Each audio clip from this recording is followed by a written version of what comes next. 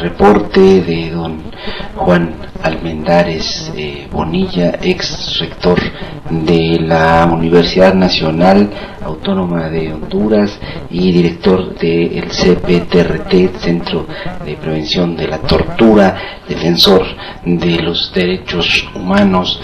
Pero ahora se están agravando en alguna medida en cuanto a sus síntomas.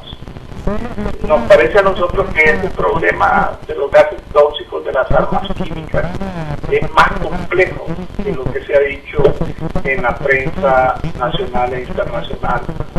Yo considero que indudablemente ya no se trata únicamente de gases, picantes, bombas lacrimógenas, sino que tienen que existir otros componentes químicos en las sustancias tóxicas que se han usado, y lo cual, sumado a ese aparato de vibraciones ultrasónicas o vibraciones de altos ruidos, indudablemente hay personas que todavía tienen los síntomas desde el momento. Entonces, desde el punto de vista toxicológico, desde el punto de vista de la salud, estamos en una situación grave que puede afectar varios núcleos de la población.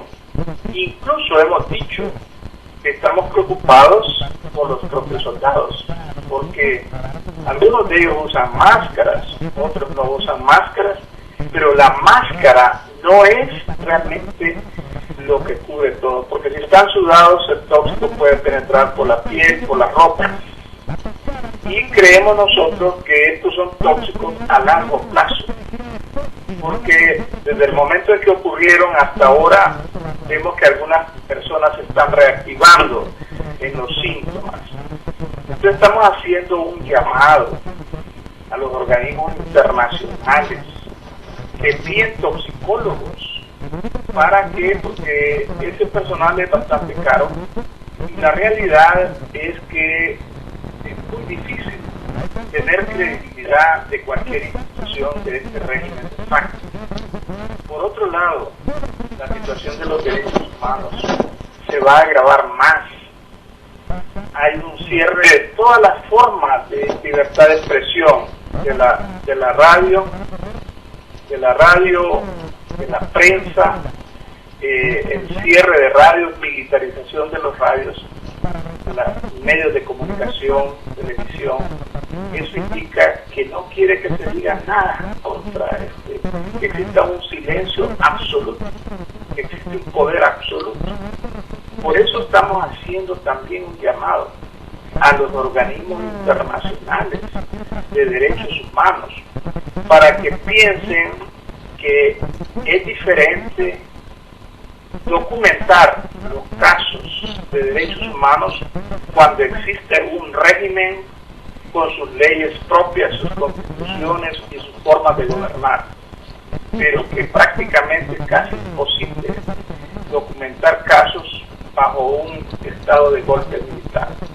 Digo esto porque es muy importante que comprenda el mundo que tanto los trabajadores de los derechos humanos, los luchadores por la salud, los que hacemos las denuncias, tenemos en realidad amenazas constantes a nuestras vidas, a nuestros sistemas de comunicación, porque tenemos que enmudecernos, y enmudecernos es ser cómplices del crimen, de la tortura, de la violación de los derechos humanos.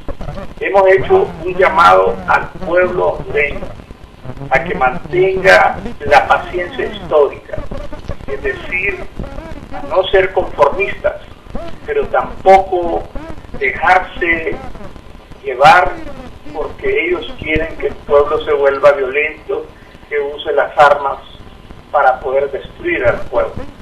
Queremos desde luego la resistencia se mantiene con una gran firmeza y con una gran esperanza. El pueblo, a pesar de todo, mantiene una moral muy alta. Y en ese sentido nosotros estamos llamando a todas las organizaciones de solidaridad internacional para que se presenten a Honduras, a los defensores, defensoras de derechos humanos, de derechos de la mujer, de derechos de los niños, porque imagínense ustedes, cuando habían escapado de los soldados en una casa cerca de la Embajada de Brasil, que habían 100 personas, niños de 2 o 3 años, lanzaron bombas lacrimógenas en un lugar encerrado. Y por eso, y no solamente bombas, polvos y aparatos de ruido electrónico que han usado en otras guerras, lo usaron contra esta gente. Y estas personas, estoy hablando porque las he examinado, algunas de ellas, no puedo negar eso, no puedo negar la verdad. Soy médico, soy fisiólogo y también ecólogo y luchador por ambiente y derechos humanos. Trabajo intenso en las contaminantes de las minas. Entonces tengo algún conocimiento científico técnico sobre este asunto. Por eso queremos que vengan expertos internacionales. Puede ser de la Cruz Roja Internacional, pueden ser expertos toxicólogos de la Organización Mundial de la Salud o de otros organismos o profesionales de las universidades. Queremos que se presenten a este país para que vean que estamos diciendo la verdad, que ahí están los testimonios de la gente, porque a nosotros nos interesa la salud de todos, incluso de los propios militares, policías que golpean al pueblo, aún de ellos, porque no tenemos ningún prejuicio antihumano. Lo que queremos en realidad es verdaderamente que tengamos el retorno al orden constitucional, el respeto a la vida del presidente Zelaya, su familia y los acompañantes, y también queremos en realidad que exista verdadera paz. ¿Cómo puede haber diálogo con suspensión de 45 días de todas las garantías constitucionales?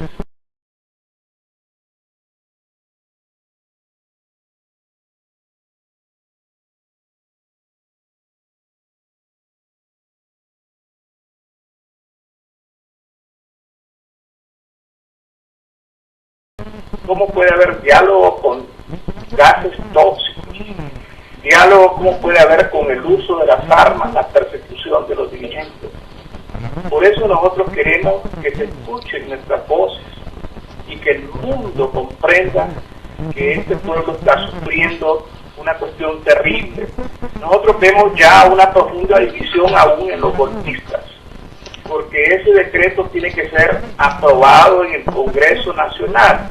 Por un lado, una parte de los golpistas dicen que no es correcto ese decreto porque va a interrumpir las elecciones que ha programado el mismo mundo. Entonces, esas elecciones, ¿cómo puede haber elecciones con estado de sitio de 45 días y tenemos cerca las elecciones en noviembre? Tiene que haber una salida, pero la salida no puede ser la salida con las armas, golpeando el pueblo, utilizando armas tóxicas, violando los derechos humanos, cerrando la libertad de expresión, cerrando los medios, poniendo en riesgo a los periodistas, a los comunicadores sociales, teniendo amenazas. Muchos de ellos corren peligro de su vida. Entonces tenemos toda esta situación donde en realidad, de acuerdo con estas disposiciones, no debe existir ninguna expresión. Nosotros decimos que tenemos que tener esperanza, tenemos que tener confianza en que el pueblo es sabio, la resistencia tiene que actuar con la mayor sabiduría para no caer en el fuego de una guerra civil que realmente lo único que haría es destruir, hacer masacres a los humanos, porque ellos tienen las armas, el poder económico, el poder jurídico, todo el poder absoluto, pero el pueblo tiene su fuerza moral, su fuerza de movilización y su capacidad de resistir. Así es, doctor. Finalmente las únicas armas que hemos blandido en la calle, en la movilización, son la razón y la fuerza de nuestras voces, de nuestro caminar. Es 28 de septiembre del 2009. Estamos en vivo transmitiendo de Honduras para el mundo desde algún lugar de Honduras.